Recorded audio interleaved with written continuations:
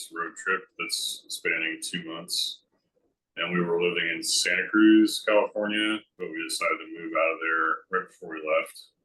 I came out to my science teacher in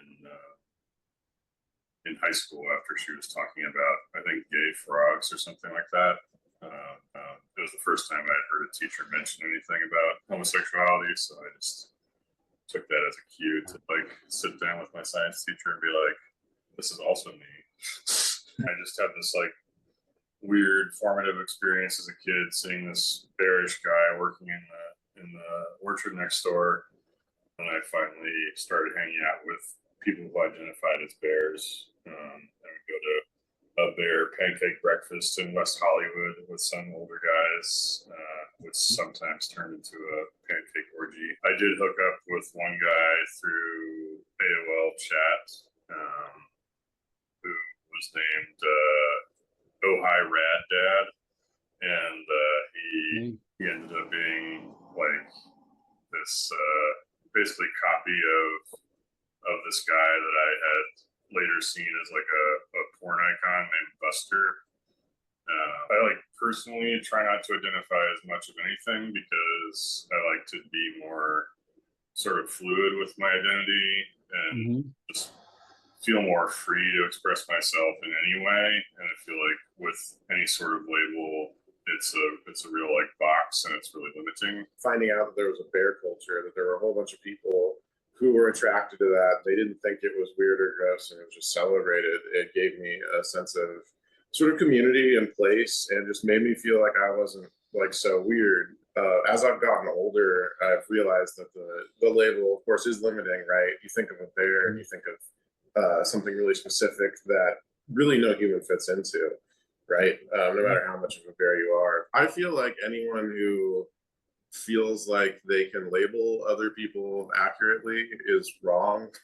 When you identify as something that is also a porn category, then it works better. If you can identify as a chub polar bear and somebody is looking for exactly that, you will show up in their shopping cart. You know, the bear community, from its origin, has the potential to be like a really welcoming place for people that don't fit the sort of gym rat body San Francisco. We are kind of like on the cutting edge of like sexuality and kink and gender expression and all these other things. And so in San Francisco, these places are like much more diverse and welcoming, and that's wonderful. When you have a pageant and someone wins, that person becomes sort of the idealized version of that subculture.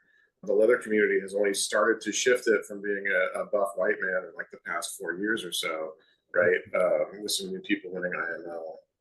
I wanted to be like in a dark room with chemicals, like processing film and that beautiful magical experience. I just started sketching under a piece of paper, and I would like cover it up if anybody came by. And then I started posting that stuff online, and through Tumblr originally, it got more popular. And I collaborated with somebody that was doing a t-shirt brand. You know, this is crazy, right? Like people have just asked for your art on the street. Most artists like hustle really hard and don't get anywhere, and people are begging for your art. We can just try to do this instead of getting real jobs. We had access to basically infinite materials, and so we were able to really experiment with scale in a way that we hadn't before. I've never done that before, but I'll try.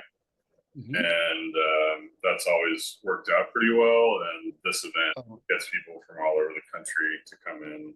Not quite the world, but sometimes. But it is like sort of this networking place of where we can show our art and kind of get people used to seeing it. One thing that our artwork does, especially in places like this, is when there's people who have body types that look a little bit closer to the art that we do, they feel like validated and celebrated in a way that they're not.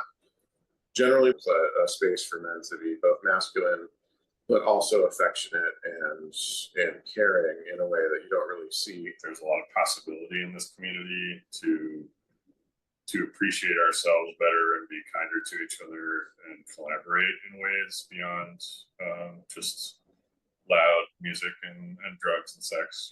We are hoping to push the bear community to be not only more accepting of diversity of bodies, but also more interested in self-expression and celebrating like creativity. Wow. Anyways, yeah. Yeah, I would have liked a little bit more day drinking and fucking at Bears Hole personally. I'm an extreme anti-Crocs person. Because you've never worn them. I've never worn them, and I hope never to. Yeah, it's all the same. Like all the social media is BearPad art. So if you just search for that in TikTok, Instagram, Twitter, and Blue Sky, they should all be the same username. Jordan has joined. Patrick, you're obviously invited to become part of the Bear History Project International. We have a Facebook page too, so if you want to like reference that actual Facebook page, that would probably be the easiest way to connect people to it. I ended up with lots of BearPad stuff that didn't look like you guys. Yeah, there's like a Texas radio station, and there's like a children's reading book thing on YouTube. Rehoboth Beach was a magical place for me, and even though it's a long way off in the future, there is a strong possibility I may moving back. Get me back into civilization, please. Yeah, that's why we're considering Santa Fe, because when it was 99 here, it was 70 in Santa Fe. Yeah. Lots of art.